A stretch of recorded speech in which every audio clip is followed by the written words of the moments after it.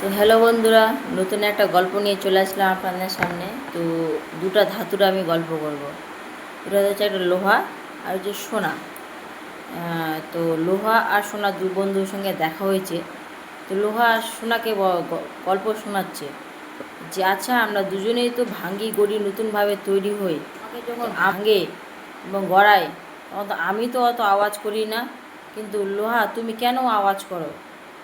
তো লোহা তখন বলছে যে তোমাকে যখন তৈরি করে তখন ওই সোনার ধাতুর দিয়ে তৈরি করে না, লোহার ধাতুর দিয়েই তৈরি করে।